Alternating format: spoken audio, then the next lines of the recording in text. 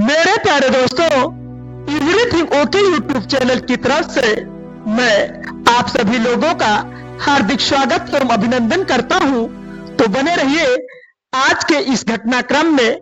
दिल को दहला देने वाली घटना आपके सामने पेश हो रही है। अवैध संबंध का पता चला तो पति को मार डाला। पत्नी ने काल कर प्रेमी से कहा, वो निकल गया, फिर खेला मौत का ऐसा खेल। ये घटना उत्तर प्रदेश के आगरा जिले के सैया थाना क्षेत्र की है, जहां प्रेम के नाम पर एक क्रूर और निर्मम हत्याकांड हुआ। ये कहानी विश्वासघात, लालच, क्रोध और मौत के अंधेरे खेल की है। अप्रैल 2026 को हुई इस वारदात ने पूरे इलाके को सदमे में डाल दिया। एक साधारण मजदूर परिवार का घर, जो रोजमर्रा की जिंदगी की छोटी छोटी खुशियों में जी रहा था, अचानक टूट कर बिखर गया। पत्नी सोमवती ने अपने पति लोकेंद्र की हत्या की साजिश रचकर प्रेमी महेश प्रजापति और उसके दोस्त धर्मवीर के साथ मिलकर मौत का ये खौफनाक खेल खेला।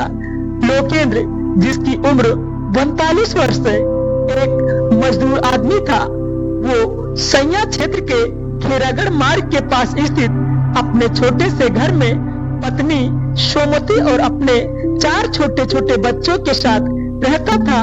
सुबह उठकर काम पर जाना, शाम को थके मांदे घर लौटना, बच्चों को कुछ पैसे देकर उनकी छोटी मोटी मांगे पूरी करना, यही उसकी जिंदगी का चक्र था।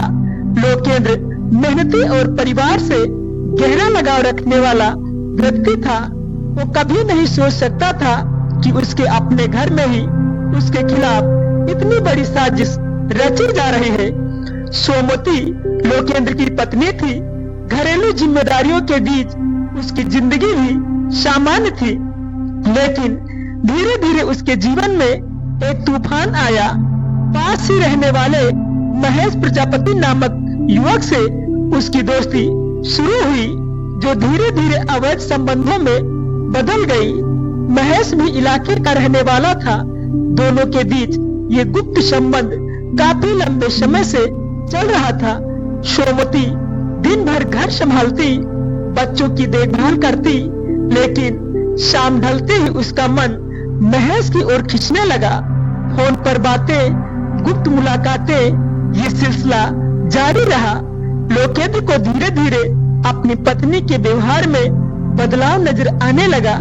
वो अक्सर चिड़चिड़ा रहने लगा। घर के कामों में उसका मन नहीं लगता था और कभी कभी बिना वजह देर रात तक बाहर टहलता रहता था। अंततः लोकेंद्र को इस अवैध संबंध की भनक लग गई। जब उसने सोमवती से इस बारे में पूछताछ की तो घर में तीखे विवाद शुरू हो गए। लोकेंद्र अपनी पत्नी को समझाने की बहुत कोशिश करता कि ये रिश्ता गलत है, परिवार टूट जाएगा, बच्चों का भविष्य बर्बाद हो जाएगा, लेकिन सोमवती इस प्रेम के जाल में इतनी फंस चुकी थी कि वो पति की किसी भी बात को मानने को तैयार नहीं थी। विवाद बढ़ते गए। रोजाना झगड़े, चीख पुकार, थप्पड़, मारपीट तक की नौबत आ गई। लोकेंद्र का धैर्य जवाब देने लगा, लेकिन वो अभी भी परिवार को बचाने की कोशिश करता रहा। सोमवती के मन में अब पति को रास्ते से हटाने की सोच घर कर गई। वो जानती थी कि लोकेंद्र के जीवित रहते ये संबंध कभी खुले तौर पर नहीं चल सकेगा। उसने महेश से इस बारे में चर्चा की। महेश भी इस रिश्तों को बिना रुकावट के जारी रखना चाहता था। दोनों ने मिलकर हत्या की योजना बनानी शुरू कर दी। महेश ने अपने करीबी दोस्त धर्मवीर को भी इस साजिश में शामिल कर लिया। तीनों ने कई दिनों तक इस प्लान पर चर्चा की, कैसे लोकेंद्र को अकेला पकड़ा जाए, कहां ले जाया जाए, सबूत कैसे मिटाया जाए। अप्रैल 2026 की ये घटना लोकेंद्र सुबह की तरह घर से निकला। जैसे ही वो घर से बाहर हुआ, सोमवती ने तुरंत महेश को फोन लगा दिया। उसने ठंडे और गन्ना भरे स्वर में कहा, वो निकल गया। यह एक कोड वर्ड था जो हत्या की साजिश को अंजाम देने का संकेत था। महेश तैयार था। उसने लोकेंद्र को रास्ते में रोक लिया। दोनों एक दूसरे को जानते थे, इसलिए लोकेंद्र को शक नहीं हुआ। महेश ने लोकेंद्र को अपनी बाइक पर बैठा लिया। कुछ दूरी पर चलते हुए महेश का दोस्त धर्मवीर भी मिल गया। अब तीनों एक साथ थे। वे सबसे पहले शराब की दुकान पर रुके। महेश और धर्मवीर ने शराब की बोतलें खरीदी। फिर वे एकांत जगह की ओर बढ़े जहां उन्हें कोई देख ना सके। खेत के पास एक सुनसान जगह पर तीनों बैठ गए। शराब की बोतलें खुली। लोकेंद्र को भी शराब पिलाई गई। शुरुआत में बातें सामान्य थी, कामकाज, परिवार, रोजगार की। लेकिन जैसे जैसे नशा चढ़ने लगा, बातें बदलने लगी। महेश और धर्मवीर ने लोकेंद्र को घेर लिया। नशे की हालात में लोकेंद्र का प्रतिरोध कमजोर हो चुका था। अचानक महेश और धर्मवीर ने हमला बोल दिया। धर्मवीर ने लोकेंद्र के हाथ पैर पकड़ लिए, जबकि महेश ने उसके गले पर जोर से दबाव डाला। लोकेंद्र संघर्ष करता रहा, लेकिन नशे और दो लोगों की ताकत की वजह से वो बेबस था। उसकी सांसें थम गई। गला घोंट करके दोनों ने उसकी हत्या कर दी।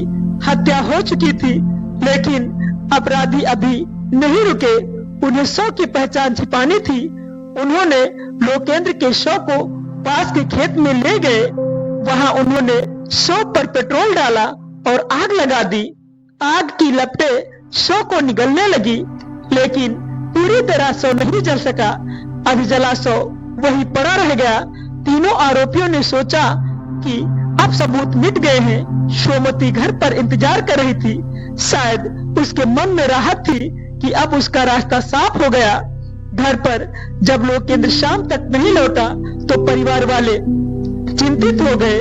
भाई और अन्य परिजनों ने इंतजार किया, लेकिन जब रात काफी हो गई, कोई खबर नहीं आई, तो उन्होंने सैया थाना क्षेत्र में जाकर लापता होने की रिपोर्ट लिखाई। उन्होंने पुलिस को बताया कि लोकेंद्र आखिरी बार महेश प्रजापति के साथ जाता दिखा। उसी रात पुलिस को खेत में अधजला शव मिलने की सूचना मिली। टीम मौके पर पहुंची। शव देखकर हैरानी हुई, लेकिन जब शव के हाथ पर गुदे हुए लोकेंद्र नाम को देखा गया तो पहचान आसानी से हो गई।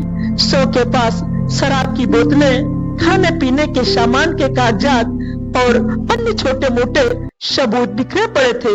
ये सबूत अपराधियों की लापरवाही को उजागर कर रहे थे। पुलिस ने मामले की गंभीरता को समझते हुए तुरंत कार्रवाई शुरू कर दी। डीसीपी वेस्ट आदित्य सिंह ने विभिन्न रिपोर्टों के अकॉर्डिंग और एसपी सैया के नेतृत्व में 5 विशेष जांच टीमें गठित की गई। टीमों ने आसपास के इलाके के सीसीटीवी कैमरों की फुटेज खंगाली। कॉल डिटेल रिकॉर्ड्स चेक किए गए। तकनीकी साक्ष्यों का विश्लेषण किया गया। घटनास्थल से मिले सबूतों, शराब की बोतलों, खाने के पैकेट्स और मोबाइल लोकेशन डेटा ने पुलिस को सीधा महेश प्रजापति की ओर इशारा किया। पूछताछ में महेश ने जुर्म कबूल किया। सोमती के साथ उसके लंबे समय से अवैध संबंध थे। लोकेंद्र को इसकी जानकारी लगने के बाद घर में रोज विवाद होता था। ऐसे में सोमती और महेश ने मिलकर हत्या की योजना बनाई। धर्मवीर को भी इसमें शामिल किया गया।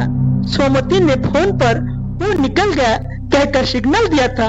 पुलिस ने तीनों आरोपियों को उठा करके जेल ले गई है और जेल में बंद कर दिया है। आजीवन कारावास की सजा सुनाई गई है। तो दोस्तों, इसी प्रकार की वीडियो अगर आपको पसंद है तो हमारे एवरीथिंग ओके चैनल को सब्सक्राइब करें, वीडियो को लाइक शेयर करें। Thanks for watching my dear.